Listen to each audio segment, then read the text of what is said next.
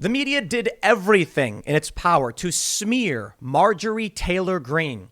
And apparently it all backfired because now she is reporting that she brought in $3.2 million in the first quarter, which is nearly 5 times more than AOC raised in her first 3 months. AOC raised $728,000. The media was smearing Marjorie Taylor Greene because they needed a boogeyman. Donald Trump was out. They needed something to represent Trumpism. But nobody really cares all that much about a freshman congresswoman except her supporters. So the more the media piled on the smears and the lies, the more Marjorie Taylor Greene made money. Now, let's be honest.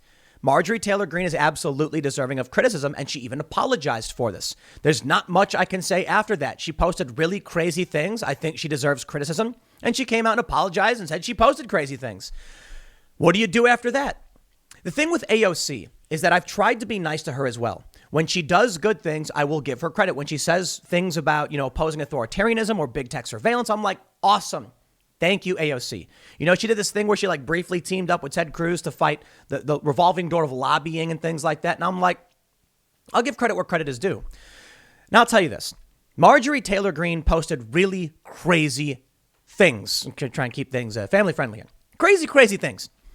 Well, when someone apologizes for that, I still have to consider whether or not they believe the crazy things and they're just apologizing because they have to, or if they finally realize, hey, maybe those things are actually crazy. At the very least, I will give her an opportunity to redeem herself. I did the same for AOC. The problem is I genuinely believe AOC is evil. Oh, I know. Cue the left saying Tim is biased. AOC claimed Donald Trump was operating concentration camps for kids. Under Joe Biden, she now refers to these as influx facilities with controversial records. That's a very big difference. I wonder why AOC no longer cares that they're running concentration camps. Maybe she never did in the first place. And maybe, though Marjorie Taylor Greene may say crazy things, people believe her to be genuine, I suppose. Or people are just looking for their version of AOC, their fighter. AOC is a fighter, and she's extremely talented. AOC is one of the most talented social media people in the world.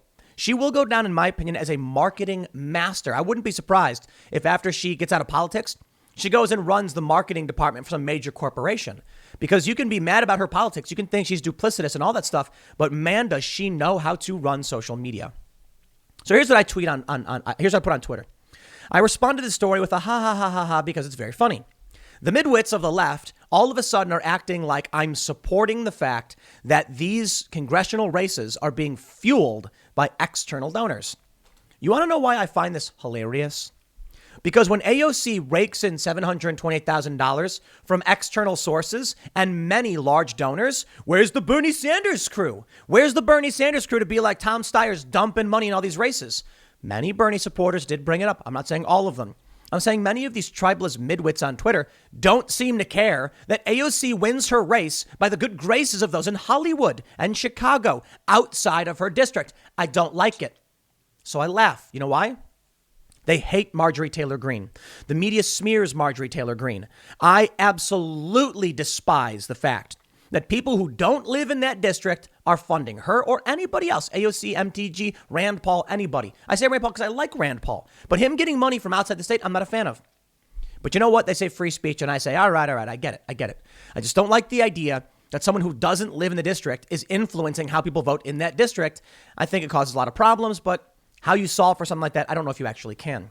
The point is, so long as the game is afoot, when the establishment, to a certain degree, gives AOC a free pass, well, mostly I should say AOC is becoming a lackey stooge for the establishment, then all of a sudden it's okay that she's making all this money from outside her district. Marjorie Taylor Greene, they love to hate her. Good. She's going to make all this money in the same way. Maybe this will be the situation that forces the establishment to be like, oh, okay, maybe we should do something about campaign finance reform. Let's read the story. And I'll tell you, let's go through why I'm not going to scream and cry about AOC getting, I'm not going to laugh about AOC. Let me put it this way. When they say, why aren't you furious and outraged at Marjorie Taylor Greene making all this money? She made so much more than AOC. I tell you, because Marjorie Taylor Greene is marginalized by the media, marginalized by social media, ridiculed and mocked, and poses no real threat to people in this country. She may have crazy ideas. She apologized, but maybe she still believes them. But when you look at AOC, who's got 12.6 million followers on Twitter, she is a much more serious threat to our government, to our country and our society. You know, I can say she does nice things, but when she comes out with this concentration camp thing, I'm like, this is a big, big problem. Now, I'll stop there and say this. It is a problem that either of the candidates is raising tons of money from outside their district, in my opinion. Here's a story from the Daily Mail. They say Marjorie Taylor Greene's campaign raked in an eye-popping $3.2 million in their first quarter of 2021, a sign that the freshman congresswoman from Georgia may have actually benefited from the backlash over her controversial remarks. Greene's campaign announced its massive first quarter windfall in a press release on Wednesday, noting that the money came from more than 100,000 individual contributions in all 50 states. Not a fan. I like the idea that it came from small donors, $32 per person. I don't like the idea that she's running for Congress in a district and has all of these people from across the country funneling, money into her race. She's in a safe red seat. That's my understanding. So she doesn't necessarily need the money. But you know what? If the media wants to play dirty games, so be it. She said, over 100,000 donors poured in over $3.2 million to support me, averaging $32 per donation. You know why? I stood my ground and never wavered in my belief in America First policies and putting people over politicians, Greene boasted on Twitter. And I will never back down. As a matter of fact, I'm just getting started. By comparison, fellow headline-grabbing Rep. AOC raised $728,000 for her campaign in her first quarter in office in 2019. Greene crashed into Congress this year and quickly built up a reputation for her fringe beliefs, including her support for QAnon theories and her suggestion that school... all right. Crazy things. Democrats staging things for gun control. Just a few weeks into her term, Greene faced fevered calls for her to resign. After it was revealed, she'd liked a number of social media posts encouraging violence against Democrats, including Nancy Pelosi. I want to be careful with things like that. I'd like to see exactly what the tweets were. In February, she was stripped of her committee assignments in a House floor vote, where 11 Republicans joined Democrats to vote her off 230 to 199. However, Greene's fundraising numbers show that those controversies didn't make a dent in her donations and possibly bolstered them. Well, what can I say? I can talk about how I don't like the system, but good. You want to play dirty games? Well, you play stupid games, you win stupid prizes. They say Greene leaned into the controversies in fundraising appeals, saying that they showed her dedication to shaking up Washington. I can agree with that. In her statement on Wednesday, Greene declared, for too long, the political ruling class that looks down on the rest of us have been selling out America to the world by whipping the backs of hardworking American worker and taxpayer. But they fear one thing. The political ruling class fears the people because it's the people that can take away what they love most, power. That's the power that brings them everything else. I am one of the people, and the people are with me, and I will always be with them. Greene is over a year and a half away from facing re-election in Georgia's 14th district, but the early funds will come in handy should she face a challenge from more moderate Republicans and critics of Donald Trump, whom she has aligned herself with. GOP Rep. Adam Kinzinger, let me stop right there and say, dude might as well be a Democrat, of Illinois, has already vowed to help prevent Greene's re-election. Yeah, see? And said he's willing to use his own funding to do so. This guy is just the worst grifter ever. He's a Democrat. Vote that guy out. First quarter fundraising stats for all members of Congress have yet to be released. However, last week it was reported that Rep. Lauren Boebert had raised $700,000. Now, I'll tell you this. Marjorie Taylor Greene has her problems. I think she's deserving of criticism for a lot of reasons, but I'm fairly neutral. I know. Why? Well, she apologized for her statements.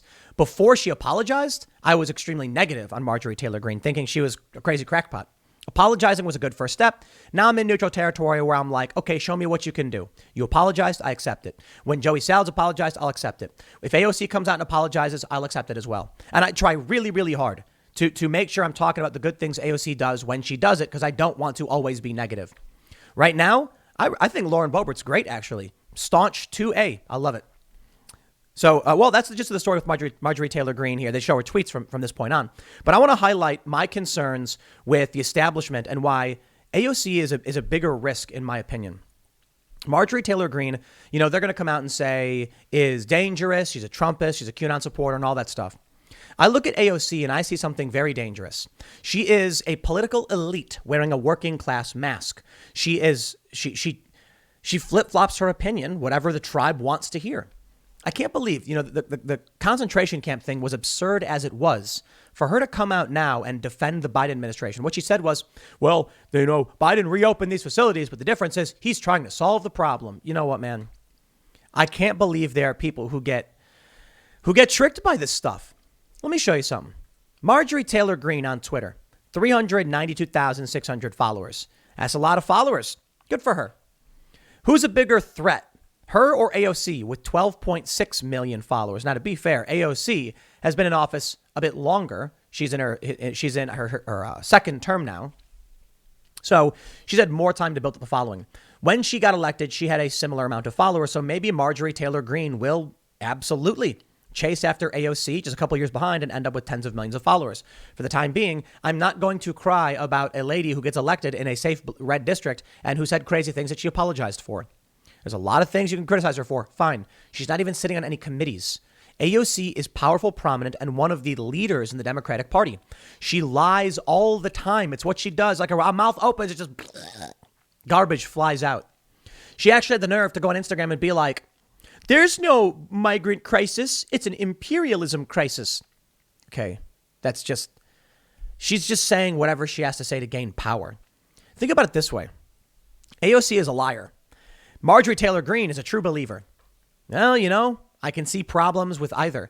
Marjorie Taylor Greene, if she truly believes all this crazy stuff and she's fighting for the revolution or something like that, yeah, that's crazy. AOC lying about everything she says is really, really bad. And then you got to figure out who you think is worse. I asked Michael Malice this, and it's a tough question to answer. With the liar, you'll at least get some function of what the people are asking for. We demand health care. It's like, okay, well, I'm going to give them what they want, regardless of whether it works. The crazy person wants to build a rocket ship to the moon to chase down moon creatures or some other nonsense. I'm not saying she actually believes that. Marjorie Taylor Greene might end up launching investigations into intelligence agencies. And I'm kind of like, somebody who believes crazy conspiracies probably will only discover their crazy conspiracy is not true and then end up uncovering some other malfeasance or at least putting some scrutiny on law enforcement. So look, long story short, tough question. But let me show you. Twitter mistakenly suspends Marjorie Taylor Greene again. Mistakenly? Again? Come on. It's not a mistake. AOC doesn't get suspended and she posts insane psychobabble. Marjorie Taylor Greene gets suspended because they're biased. That's just it. The AP reported this a couple days ago. The Georgia Republican, who has in the past promoted violence against Democrats and conspiracy theories, was unable to post to her account during the hours-long suspension. The suspension occurred after Greene tweeted about Easter and retweeted a post about abortion. Twitter confirmed it was a mistake. No, listen, it's not mistakes. It's like semantically, you can call it a mistake. What they should be saying is that a rogue employee doesn't like Republicans and bans them. And then when we realized they shouldn't have done that, they flipped it back. It was a mistake. No, it was an intentional act by an individual. Is that it? That's probably what's happening, in my opinion. I don't know for sure. They say Greene's account was suspended for about 12 hours last month. And what the company also said was a mistake. Oh, again, Twitter declined to respond publicly when asked why Greene's account had been affected by the glitch twice. Because it's not a glitch. Greene rejected Twitter's explanation. Twitter suspended me again by mistake after I tweeted, "He is risen." Wow. She wrote on Twitter, "Everyone knows that's a lie and it was no mistake." Greene, who has nearly 400,000 Twitter followers, has said most of her controversial posts were written before she was elected and that she no longer supports QAnon, the baseless belief that... I'm not reading this. This is too stupid even for the AP to post. So please, AP, just... Jeez. A message left with Greene's office was not immediately returned on Monday. Okay. Now let's get down to campaign finance. Good for Marjorie Taylor Greene. Good for AOC. They raise a lot of money. I don't like the idea. I have complained repeatedly that AOC has, she gets elected because people outside her district give her money. So when we find out that Marjorie Taylor Greene raises 5 times as much, I laugh about it. Maybe y'all should have listened to me when I said is bad. AOC is raising money outside her district. Nah, I don't care because it gives them power in Congress. Well, live by the sword, right? You want these policies? Then don't be surprised when Marjorie Taylor Greene raises more money. I don't care if it's Marjorie Taylor Greene or AOC. I think that people who live in a district are supposed to be voting for someone to represent them. And it's a very serious problem when AOC wins a race in her district because people in her district were manipulated by external forces dumping money to make sure that certain ideas become prevalent. It's ridiculous. Tom Steyer, Michael Bloomberg, can flood every district with money to make sure anti-gun rights individuals get elected. Well, I think people have a right to keep and bear arms, and it's in the Constitution. Yet these people who make their money in New York and LA and whatever will come to rural districts, flood the zone with money so that people believe insane things, so they vote for insane people. I'm not a fan. Not at all. I brought the receipts. The New York Times. If AOC is so heavily favored, why has her race drawn $30 million? This story is from October 24th, 2020, and it's from this past election. They point out $30 million go into this district because people are trying to steal power. So the millionaires and the billionaires in this country, from no matter where they're from, can find someone in a district, just give them so much money, a regular person from that district would never win. It's not just about convincing people to vote against their interests. It's about lying about other people. Let's say you actually live in the Bronx. You actually live there. How many people do you think live in the Bronx, don't like AOC, and wish they had the ability to run against her? A lot. The problem? They can't. AOC comes in and she says all this hippy-dippy nonsense and socialist nonsense, and political ideologues from outside the district flood money to her. And then she uses that and her social media savvy to make sure locals don't stand a chance. Now, she's the absentee congresswoman. I mean, a lot of people, there's been videos from conservatives where they go there and they ask her, have you seen AOC? And they're like, nah, I haven't seen her ever. We don't even know what she does. No, maybe that's not fair. Maybe there's just 720,000 people in this district, so they're not going to see her. It is what it is. But people apparently went near her home and they were like, no, we never see her outside. Okay, still, maybe people just don't see her. Or maybe too much of our politics at the federal level has become less about representing where we live and more about just gaining power for the party. That's what I can't stand. AOC gets support from people who don't live in her district. She uses all of that money to run ads, smearing her opponents, propping herself up, and then people vote for her with the resources provided by people who don't live there. Regular working class, person in the Bronx, works at a bodega, is not going to have the resources to convince 100,000 people, 50,000 people, or even 10,000 people. They can do everything. They can take time off work. They can volunteer. They can go door to door. But when you got a billionaire like Tom Steyer, when you got California millionaires and billionaires saying, we want to win, so they dump money into a district like AOC's, I don't like it. Because now the working class people of that district, that little bit of money they have to have their voice heard is just drowned out by Hollywood millionaires and billionaires. Now, that's true for Marjorie Taylor Greene as well. I don't like it. I want the people who live there to have real conversations and talk amongst each other about what they should or should not be doing and who they should or shouldn't be voting for. Instead, it's just a big national game, a big national popularity contest. And in my opinion, it results in a corruption of the political system. Because now it's not about representing districts. AOC is supposed to represent her district. Her district says, this is the kind of policy we want. Instead, you get a bunch of people manipulated by millionaires and billionaires and big special interests, and then AOC just votes whatever she wants to vote for. It sucks. The other thing you see that really bothers me is when people like AOC talk about how they're helping their district. Bro, you're not supposed to. You're not a local politician. You're supposed to represent your district at the federal level. So it was always bothersome to me when you see these Congress people being like, and Republicans too, Democrats and Republicans alike, will be like, look what's happening to our district. Vote for me and I'll help it. It's like, dude, no, you're a federal level politician. I vote for you. You go and vote on whether or not the U.S. goes to war, not whether or not we're going to get our streets fixed in this city. Now, granted, even at the federal level, you can vote for things to allocate funds to certain areas. That I understand. But it's one big game.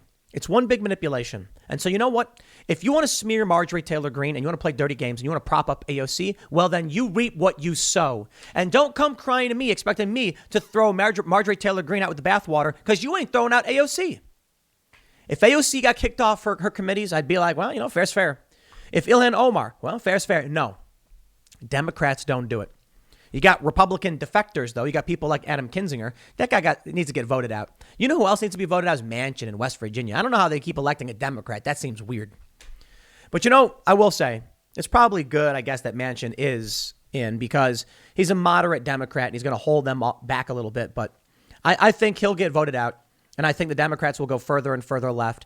And I think that This system's not going to change because it's a runaway train.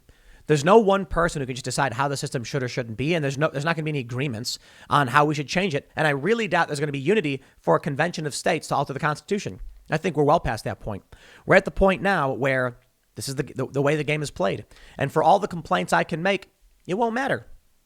That's why I laugh. That's why I laugh when I see that Marjorie Taylor Greene made $3.2 million. But I'll tell you this. The media, they're stoked about this. They love it. They're getting their boogeyman. You know, they tried villainizing her. It didn't work. Wait. Maybe this is good news. Now they're going to say, you see, we warned you. We told you how dangerous she was. Now she has $3.2 million. And they'll use that. No matter what Marjorie Taylor Greene says, no matter what she apologizes for, they won't let go because they need to make money and get clicks. There you go. That's the way the game is played, my friends. I'll leave it there. Next segment's coming up at 4 p.m. over at youtube.com/Timcast. It is a different channel, and I will see you all then.